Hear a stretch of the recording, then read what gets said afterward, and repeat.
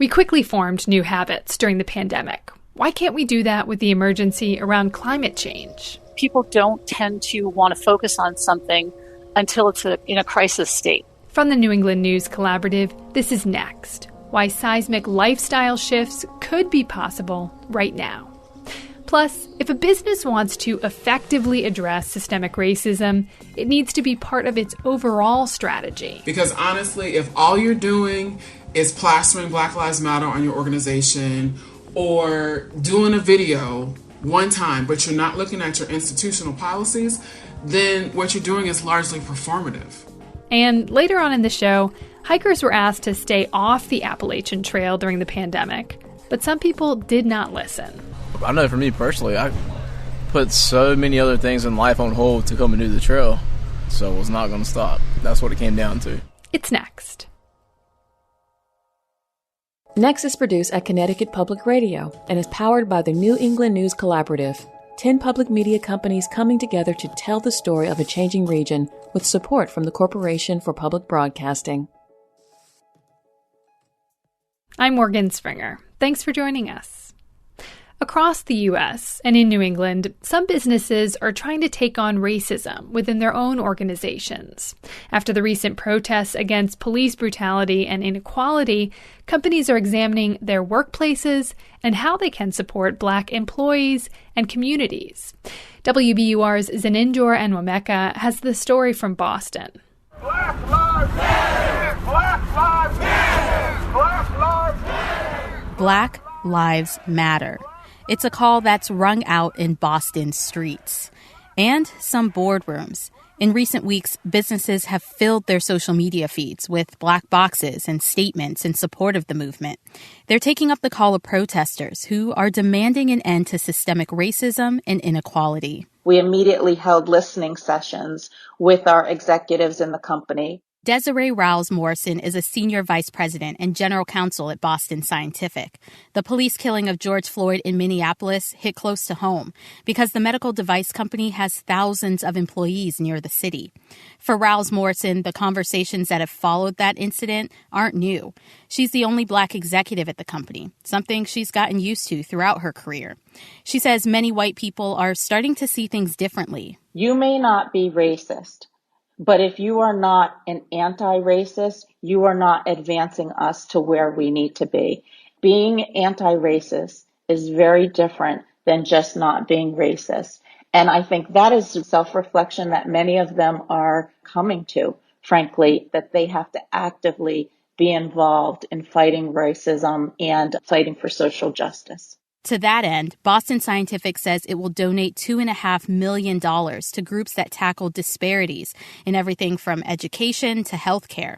Rouse-Morrison says the company is also accelerating efforts to diversify its leadership ranks. To ensure that we're getting, different views, different thoughts, and, in our view as a company, leading to higher performance and better innovation. Companies are thinking about diversity and inclusion in other ways, too. Wambi Rose is the CEO of Love Pop, which makes pop-up greeting cards. Rose says he's now looking to work with Black artists to diversify the Boston startup's products. In the past, we've thought, hey, we're going to try to avoid depicting human forms as much as possible so that we don't have to have that issue of how are we representing, different people. But now one of the things that's become clear to us is that's actually not equality. Like, we actually need everyone to be able to see themselves in our product line. Other companies are thinking about their supply chains. Justin Pranavos is the owner of Curio Coffee in Cambridge. We are looking into, can we find a coffee roaster that's Black owned that we can buy beans from? And then we do a little bit of natural wine sales as well. So we are looking into, are there Black winemakers that we could support and we could sell their product? Pranavos says he's already found some good options. Many Black-owned businesses have seen a boost in sales since the protests began. Weekend of Juneteenth, our takeout numbers were through the roof. It was overwhelming at one point. Gio Lambert owns M&M Barbecue. He says he hopes the current interest in Black businesses doesn't fade. I don't want it to be out of guilt that you're doing it. I want you to understand that this is for a bigger cause. That's something Matt Malloy is thinking about.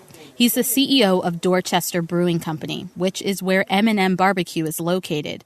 Malloy says his team is now brainstorming ways to diversify the staff and clientele of the brewery. We're going to probably have a coalition of 5 or 7 people that join together to figure out what to do over the next 6 to 12 months, because it can't stop. We have to keep on doing this. We've got to keep the momentum. And long-term planning is critical. Tina Opie, who teaches management at Babson College, says companies that want to address systemic racism need to make it part of their overall strategy. Because honestly, if all you're doing is plastering Black Lives Matter on your organization, or singing a song, or doing a video one time, but you're not looking at your institutional policies, then what you're doing is largely performative. Opie is also a diversity, equity, and inclusion consultant. She says companies need to examine their practices for hiring, recruitment, promotions, and raises, among other things. You have to actually resource this. You have to have metrics. You need to have content experts. You need to have project plans and accountability plans before you just haul off and announce, oh, we're going to do a diversity group and a diversity plan, and that's going to be great. Opie and others will be watching to see whether businesses actually follow through with the efforts they've now begun. For the New England News Collaborative, I'm Zininjor and Wameka. Black-owned bookstores are among the businesses seeing an uptick in white clientele. This new crop of customers is seeking them out for books to help navigate America's racial reckoning and their own. WGBH Radio's Soraya Wintersmith reports on how this has fueled a bittersweet business bump for one Black-owned bookshop in Boston. At Frugal Bookstore in Roxbury's Nubian Square, co-owner Leonard Egerton is up to his waist in boxes.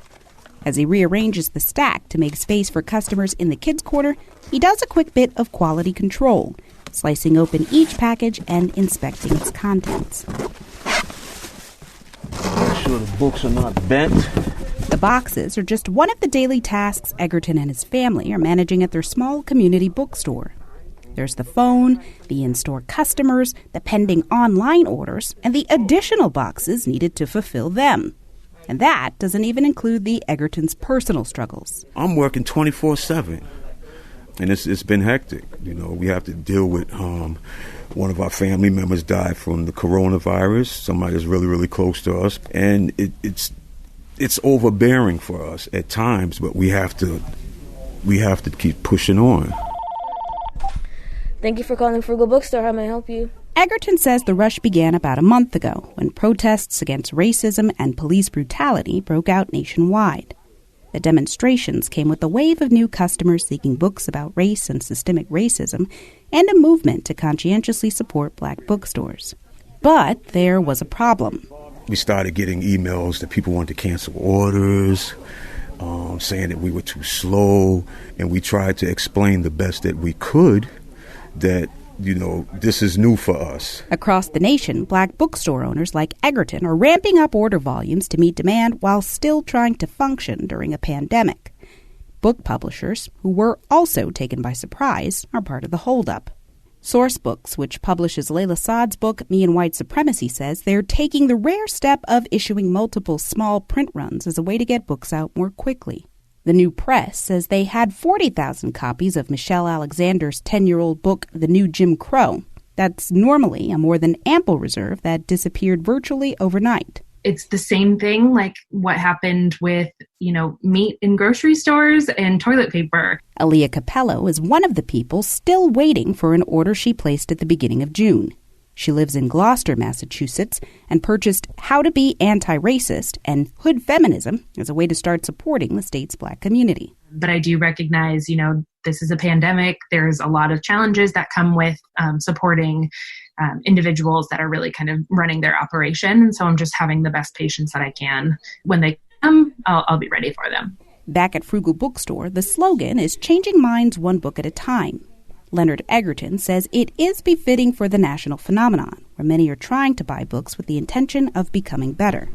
But you can't possibly change your mind from the reading of one book or 2 or 3 books. That process, he says, takes time, empathy, and building relationships. That was WGBH Radio's Soraya Wintersmith.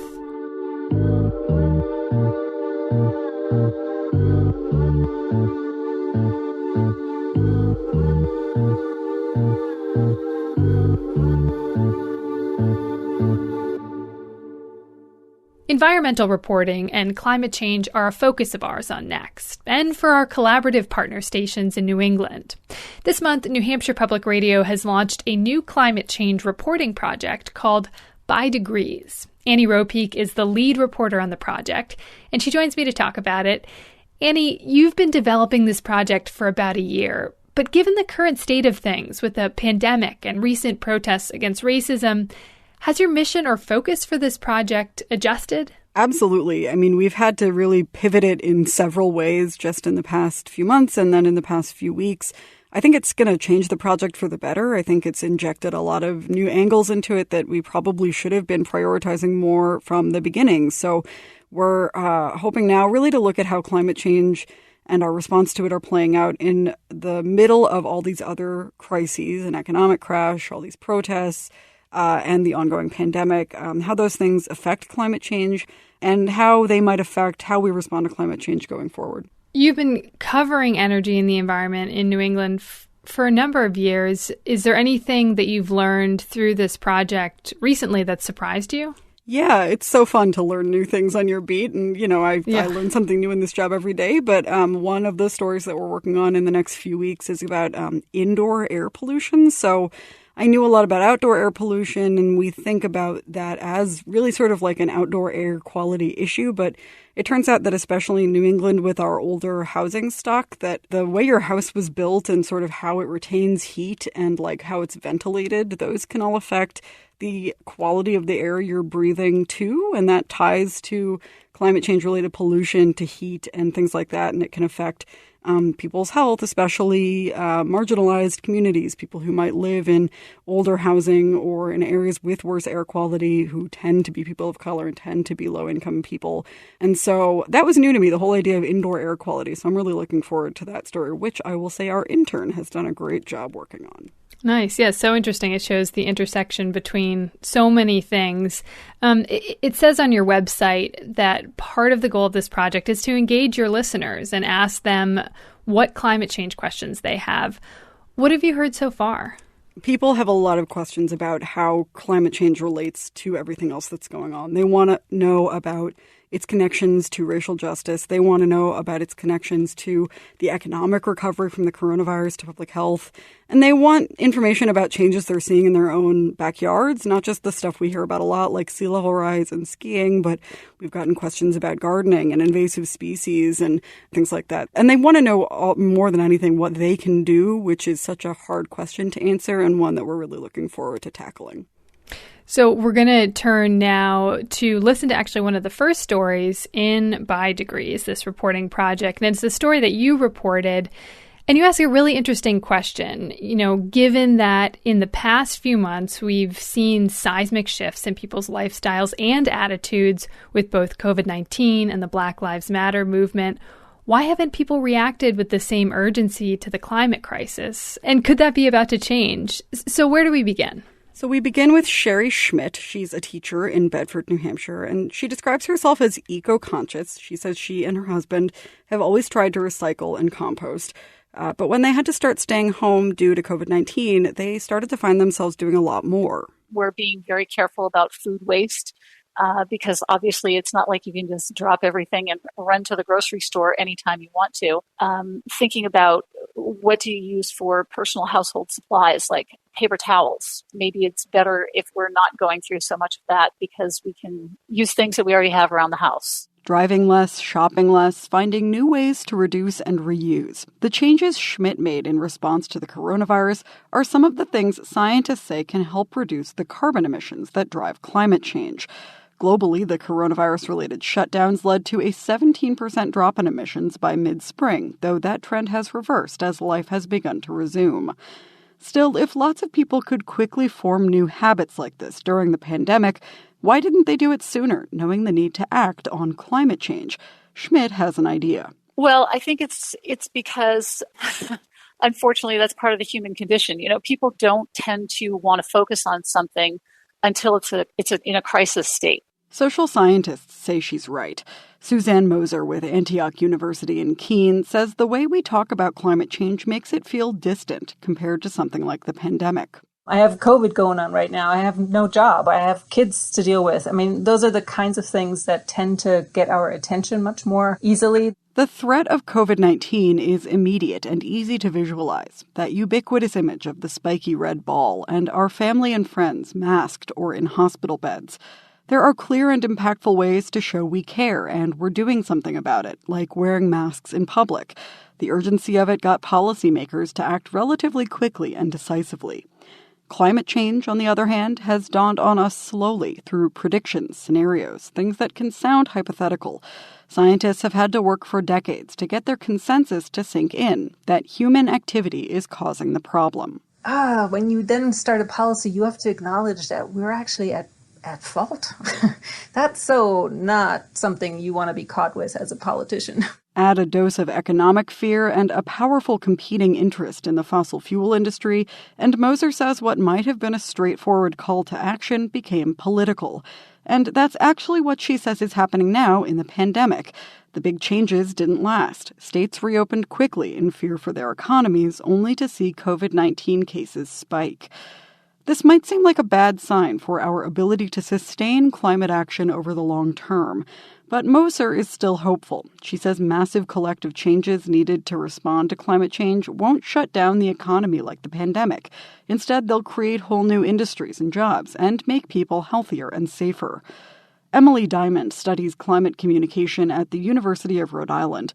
She's also been watching the response to COVID-19. If fighting climate change requires massive structural change, we've just demonstrated that we can do it. We've also demonstrated that when there's a threat that's urgent enough, we can really open our coffers in a way that we haven't seen in addressing most other issues besides potentially going to war in the past. Diamond studies how people's identities shape their response to climate change. She says people are galvanized by threats to their sense of self, like their livelihood or a place they love. And she thinks she's seeing that dynamic at work in an important way this summer, in the unprecedented number of white people joining people of color in protests over police violence. Diamond, who is white, thinks these protesters have probably always thought of themselves as supporters of racial equality, just as people might identify as eco-conscious. Right now, she says people are being confronted with stories that make them feel they aren't who they thought they were, and they haven't done enough. That act of being called out, I think, is something that's really powerfully motivating. Diamond says this can be applied to climate change, that people who've felt they cared for a long time should start to do more. She thinks this moment is a call not just to individual action, but to structural change, to confront systemic racism and climate change at the same time. It's not enough to just carry your reusable bags to the grocery store or maybe sometimes bike to work instead of driving to work. We have to translate this into pressure to create political will and policy changes. Scientists say climate change and COVID-19 are both disproportionately hurting people of color and low-income communities. Diamond says she hopes activists, scientists, and policymakers will see the links between these issues and start addressing climate change as a matter of justice. For the New England News Collaborative, I'm Annie Ropeek. That story comes from New Hampshire Public Radio's new climate change reporting initiative called By Degrees. You can learn more about the project at our website, nextnewengland.org.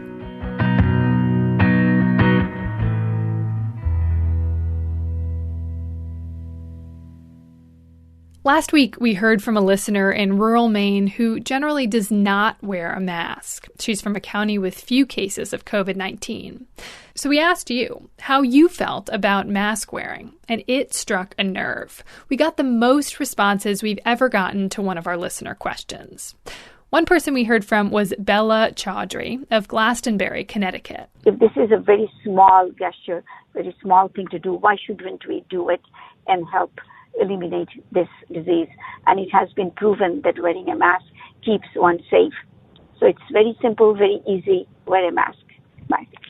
We also heard from listener Melissa Honeybell in Midcoast, Maine, who says she supports wearing masks, but not everyone in her community does. I feel like if I wear a mask, I have witnessed that some people, my neighbors, even my sister, is upset with me and doesn't want me to wear a mask around her.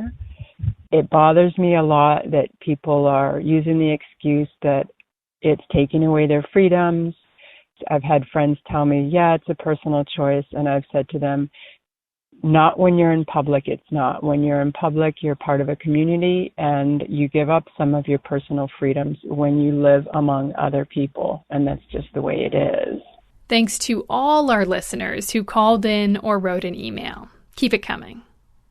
This week, we want your thoughts on climate action. Have you noticed that the pandemic or racial justice protests have motivated you to take action on the environment? In what way? Or are you worried the climate crisis has dropped off people's radars?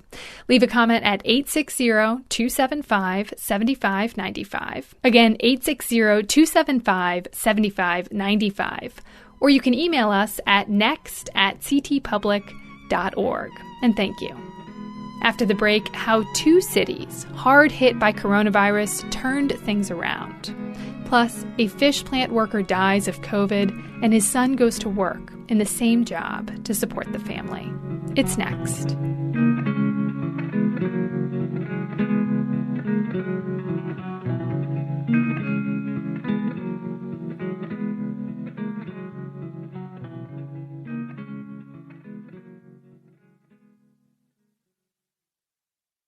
Next is made possible in part by our founding supporters who believe in the power of collaborative news coverage, including the Common Sense Fund, supporting the New England News Collaborative in its coverage of climate change and the evolving clean energy economy. Support also comes from Douglas Stone and Mary Schwab Stone through the Smart Family Foundation of New York. Welcome back. I'm Morgan Springer.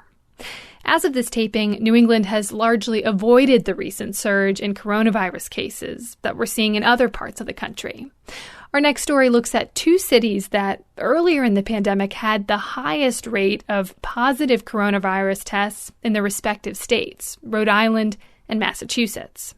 These cities are now reporting few, if any, daily cases, and their dramatic improvement may provide lessons for emerging hotspots. WBUR's Martha Biebinger reports. Chelsea City Manager Tom Ambrosino scans a chart with daily coronavirus case updates for this small, densely populated community. The chart peaks on April 13th, when 160 residents received positive test results. In the past week, there have been 0 to 4 new cases a day. Ambrosino likes what he sees. The trend we're looking for is there another spike, or are we continuing a positive trend in the right direction? And at this point, I would say we're seeing that positive trend continuing. Chelsea's positive case rate is still about 4 times higher than the state average. None of the factors that put Chelsea residents at high risk for the coronavirus have changed. People living in crowded conditions, people going to work in crowded conditions, people working in crowded conditions, and air pollution, heavy truck traffic. What has changed, says Ambrosino, is the behavior of residents. They've stayed home, in quarantine when needed, adjusted to physical distancing rules, and very few people are out today without a mask. I saw 1 or 2 as we were walking, but it was pretty rare. I'd say the compliance is in the 90+%. Yeah, say hi to Lourdes.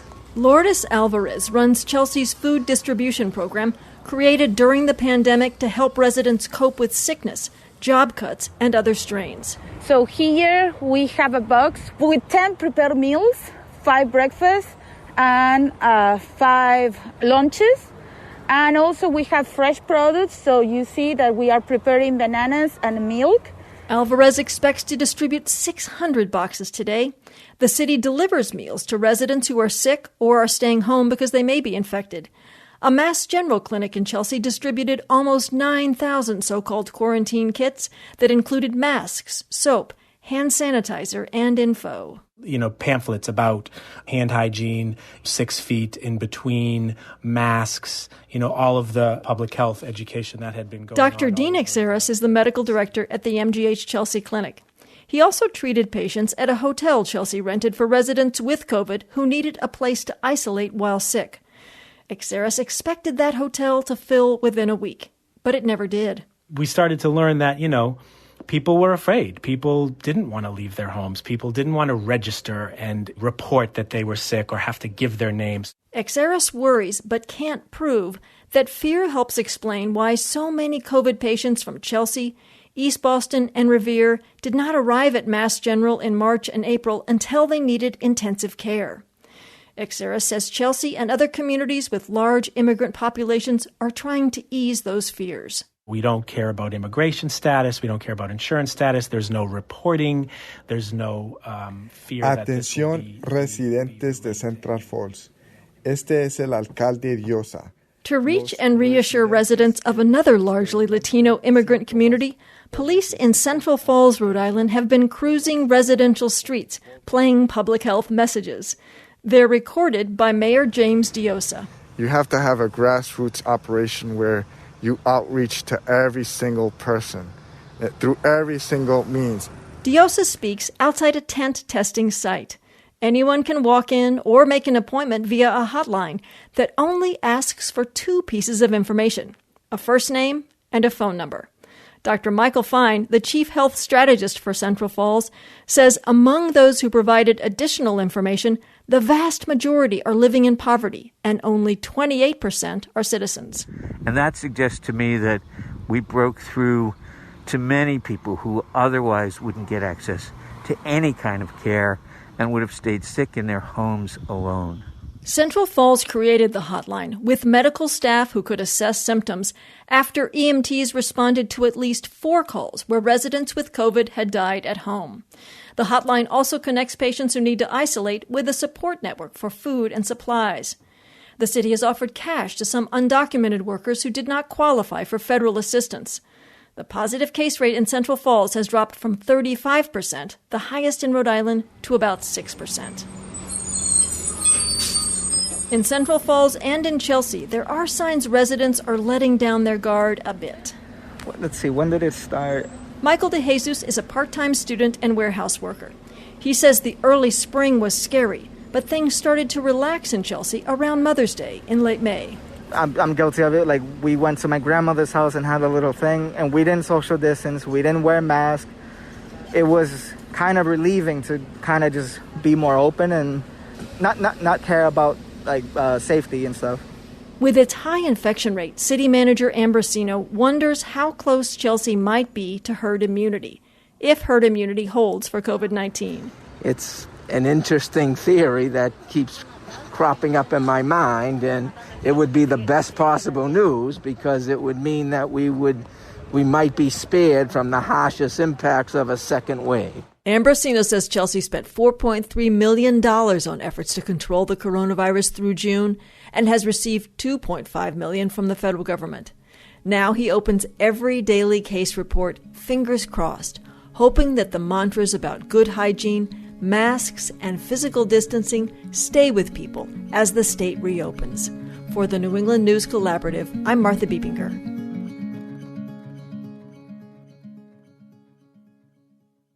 We turn now to the story of one of the thousands of people who have died of coronavirus in New England. Francisco died 2 months ago after working at a fish plant in New Bedford, Massachusetts during the pandemic, a place where dozens have contracted the virus. Now, his teenage son, Juan, has taken a job as a fish plant worker himself to help support the family. Juan shares his story with Nadine Sabai for the Public's Radio, and we've agreed not to share the family's last name to protect their privacy.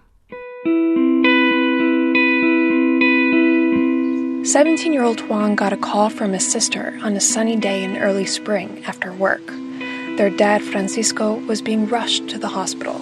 She got a call from his husband, telling her that an ambulance was picking my dad on, and we ever know who called. And he never told us he was sick, because he doesn't want us to be worried about him.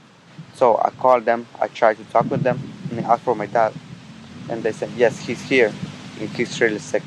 So I talked to him, please ask God to give you an opportunity, and please be strong. I told him, okay, but I don't know if I'm gonna make this.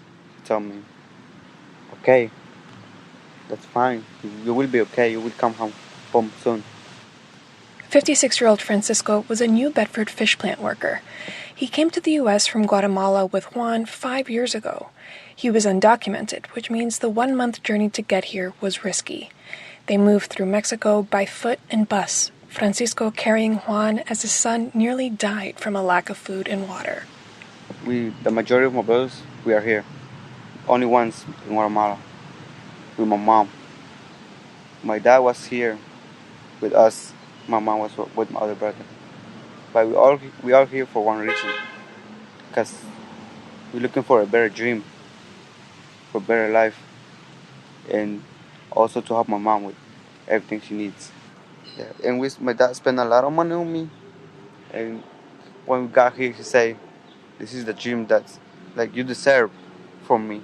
That's the only thing that I can do for you." He always looking for work. Yeah, he always in his bike. His bike is still there. He always happy when he finds a new work. Yep, I got a new work. I got a new work today. I got a few hours. He always happy, smile. Yeah. Francisco had done construction work back in Guatemala, and he had pre-existing respiratory issues. So when Juan found out that his dad was in the hospital with COVID-19, he was scared. Like every time when I call, I ask from the hospital to see my dad. I want to talk to him because they tell me that he was really sick and he's not able to talk in a few days. But they didn't understand me. They tell me that you cannot see him. We cannot let you guys to come here because it's like dangerous to come here because of the virus. Every day I get home, I call my dad. I talk to him. He said I cannot feel my body anymore. And what's going on? I cannot talk anymore. The doctor told me that his lung was worse and his blood wasn't working anymore. And then it was a day, like Tuesday, when they called me and told me, your dad is gonna pass away this night. We're gonna take him off on the machine. And I said, oh no. And I told them, please don't take him off. I want to see him at least one time.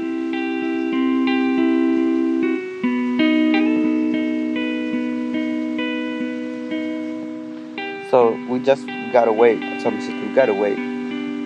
They didn't let us see him anymore. When I was calling my mom at 8, when they called me, and they told me that my dad has to pass away already. And I just stayed like, start shaking. I can't like talk anymore because I wasn't believing. We never experienced a person who's gonna die. He's the first one in the family who's gone. We didn't know what to do. We all like stayed quiet. What's he gonna do? We start thinking, who gonna help us? And my sister's friends know what to do. I just stay in my room. But he couldn't just stay there. His dad was the family's main source of income, and Juan's mom back in Guatemala was dependent on them for money. So Juan got a job at a fish plant where he learned, like his dad, how to carve perfect fillets of fish that would end up on dinner plates across the country. The first thing I do in the morning was to put all the clothes that we need, everything, wear a mask, a helmet, everything, and start cleaning fishes or pass the fish to the person who's going to clean. Or I'm going to be on the table with the ladies washing the fish and packing the fish, everything. So it goes in different places. Juan was going to drop out of vocational school, but his sister convinced him to continue to study and train to become a welder. While school is out, Juan will still work at the fish plant, the same 5 a.m. to 4 p.m. shift that his dad always did. Juan remembers making fun of his dad when he would come home smelling of seafood and telling him to wash his clothes. But now he comes home smelling the same way. He's also tired, and he's learned the meaning of the phrase living paycheck to paycheck. We're not living like free. I mean, we're living free, but we gotta work to pay where we live. It's like you're paying for your life to live here. You gotta pay a lot of things. Now I understand my dad when he used to say to me that I gotta understand why he cannot buy this thing for me. When you grow up, or when you get older, you're not gonna end up in a fish house. No. What do you want to be? Making great things as a welder. building buildings, like build buildings or bridges, everything. Welders, they like constructs and put things together. That's why they call welders. Metal fabrication, we call it. That's our name. You have to be thankful for a lot of things. I've been thankful for a lot of things for them because they did a lot on me. They give a lot. They spend a lot on me to be alive right now and to be where I am right now. Thank you for my dad to give me the great opportunity to live here and now. Juan says his dad, Francisco, was always a jokester at the dinner table. One day, when they lived in Guatemala, Francisco found Juan sleeping next to, instead of feeding, pigs on a farm that they were on. So from then on, Francisco would call Juan the pig during dinner. Juan misses that. When we come here, he told me one thing. Never cry for someone when he's gonna pass away, because you're not gonna let him to be in peace. So sometimes I try to not cry for him, because we know that we all gonna die one day. But sometimes I can't anymore, because I gotta cry. When he passed, I realized everything. I opened my eyes and I understand everything when he says, but it was too late for me to understand. Francisco's death certificate says he was cremated. Juan says it was something that his dad never wanted. He wanted to be buried in Guatemala. But the death came at a bad time in the midst of a pandemic. Juan hopes that his dad could forgive him.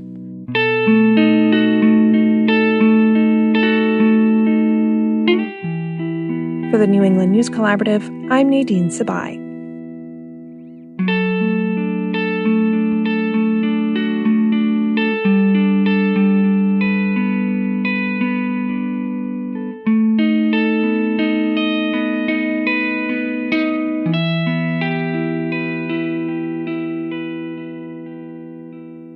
Coming up, the hikers who refused to quit the Appalachian Trail during the pandemic. It's next.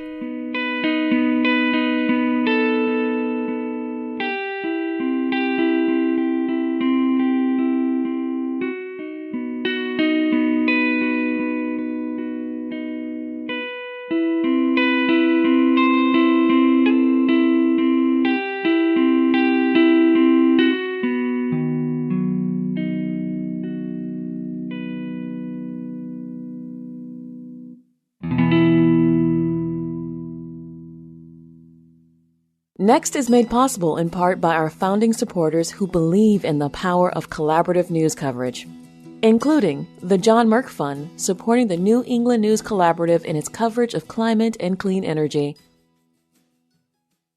We're back and ready to head to the Appalachian Trail, where every year several thousand adventurous souls set out to hike more than 2,000 miles from Maine to Georgia, or the other way around. This year, though, because of the coronavirus, thru-hikers have been advised to put their dreams on hold. Some have refused. And as Maine Public Radio's Susan Sharon reports, that's created tension between those who want to push personal boundaries and those who say there should be limits to protect the public. Back in March, the Appalachian Trail Conservancy, which manages and protects the trail from Georgia to Maine, made an unusual decision. We asked people that hadn't started their hike to postpone it, and we asked people who were on the trail to please leave. Sandy Mera is president and CEO of the Conservancy, who says even before COVID-19, there were regular outbreaks of other viruses in crowded bunkhouses and shelters. Hikers often don't have access to soap and water for days at a time, so hygiene can be a challenge. There were concerns hikers would infect each other or spread the virus in rural towns where they stopped to pick up food and supplies. Overnight facilities and privies along the trail were closed. But then came a tremendous flood of day hikers in more populated areas trying to escape the confines of their homes. We started getting reports of overflow parking lots, people parking on highways, parking on private land, tons of people driving into these small communities.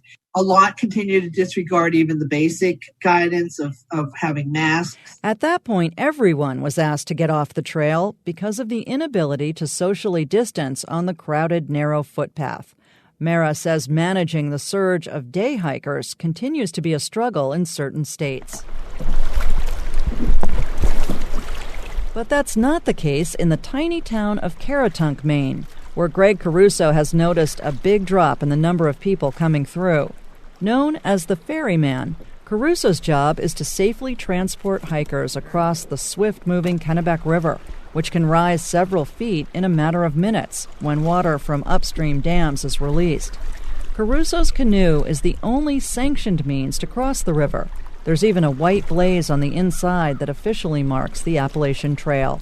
Last year, I took 280 people across the river between Memorial Weekend and July 1st. This year, I've taken 50, but I don't know what to expect. Maybe there's people starting now. In a typical year, only 1 in 4 hikers who plans to complete the trail actually meets the goal, about 1,200 people. Mara estimates that this year, less than half that number will finish. Zach Chen of Poughkeepsie, New York, hopes to be one of them. In my head, it's like as long as I can social distance and not have too much interaction with the public, with the locals, and it should be okay. At a rest stop near Baxter State Park, Chen, who goes by the trail name Eager Beaver, said he first tried to complete the Appalachian Trail in 2018. Then he fractured his foot and had to give up. In March of this year, Chen got back on the trail again in Georgia, a few days before state-imposed shutdowns and quarantines took effect. By the time he arrived in North Carolina, he says hostels were closing and hikers were being told to go home. That's where he says he had an unpleasant encounter with a postal worker. Just pretty much yelled at me for hiking and really putting people's lives in jeopardy. Chen says he rented a car and headed home that very same day. He waited until July before trying again. This time he's going in reverse, from Maine to Georgia. But for those who stayed the course, there was harsh criticism from the online trail community. We did hear that right at the peak when everything was getting worse. People were throwing around like grandma killers and like stuff like that. Really we were bad. like, well, maybe don't go that far. Kristen Glennie and Mary Schatkowski, both from Maine, finished their hike on July 4th. Along the way, Schatkowski says they were confident they could follow CDC guidelines. When we went to town, we would feel like we were being safer than the residents there. We were masking up, we were sanitizing and seeing, like, do we feel like we can follow these directions well enough? And, like, we did feel like we could. Really, until we got several weeks in, it wasn't that big of a thing here yet. On July 4th, as they prepared for their final 15 miles of the trail, North Carolina natives Drew Miller and Dustin Cornegi say they're feeling good but tired. The two quit their jobs before beginning their months-long odyssey on February 29th. Cornegi says they briefly discussed giving up. Yeah, we debated it. I mean, I know for me personally, I put so many other things in life on hold to come and do the trail.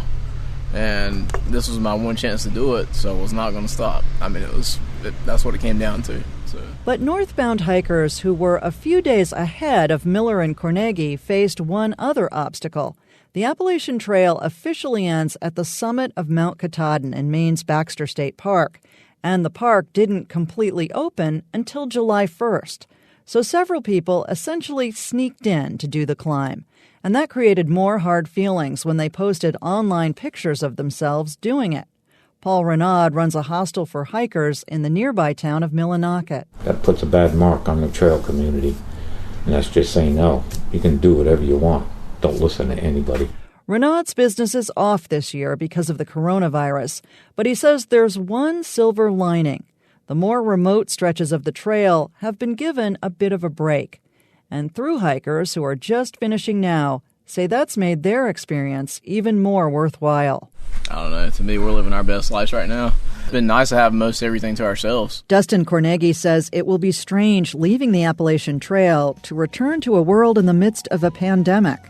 And plus, he says, his wife is going to want him to find a job. For the New England News Collaborative, I'm Susan Sharon.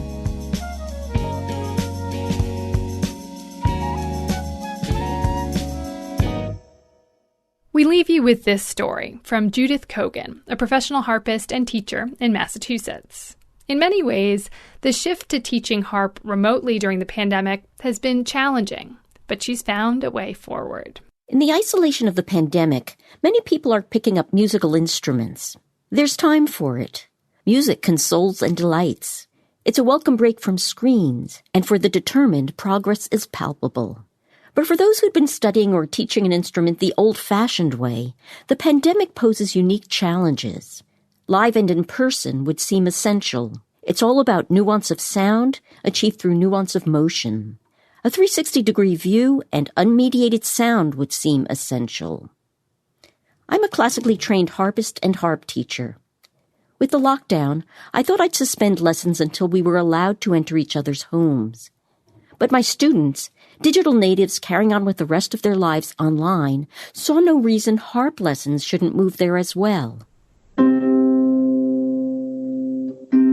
Trust your students.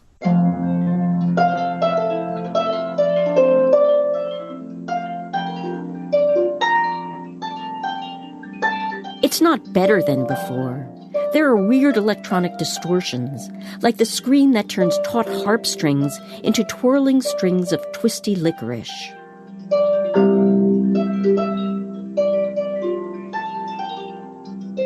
The string just went really weird. And compression distorts the volume of sound.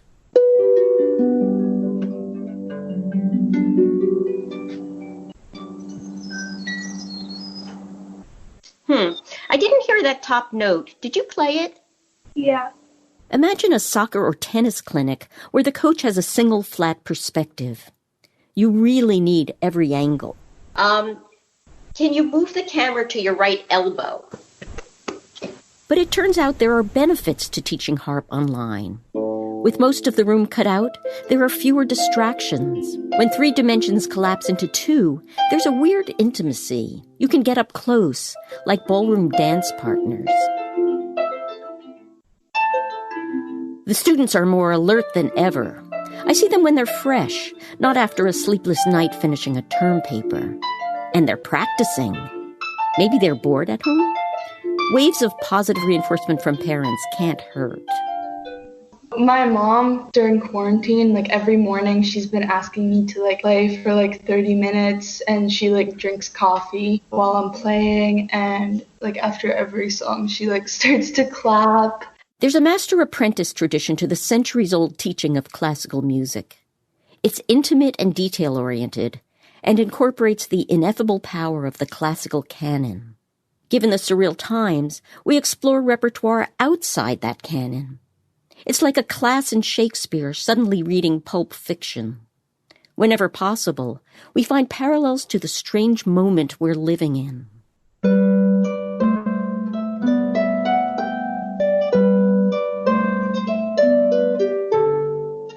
It needs to be giddy and exuberant, like the lockdown has just ended and we can finally go outside.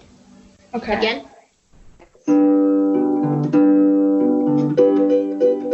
Online lessons have forced us to see and hear from a new perspective. That's important for artists, for all of us, actually. We adjust and adapt because, as John Lennon and Paul McCartney remind us, life goes on.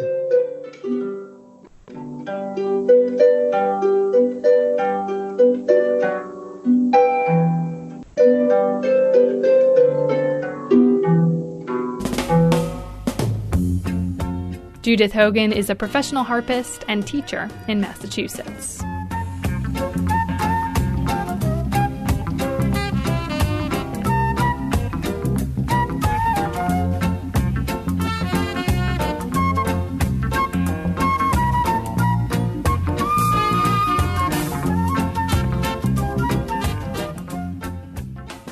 And that's our show this week. You can find us wherever you get your podcasts. Just search Next New England. Next is produced by me, Morgan Springer. Vanessa De La Torre is our executive editor. The executive producer is Katie Tolarski. Daniela Luna is our intern. All the music you hear on Next is by musicians in New England. If you want to know who you heard today, visit our show page at nextnewengland.org. The New England News Collaborative is powered by the Corporation for Public Broadcasting, Connecticut Public Radio, Vermont Public Radio, New Hampshire Public Radio, Maine Public Radio, New England Public Radio, WBUR, WCAI, WGBH, WSHU, and the Public's Radio.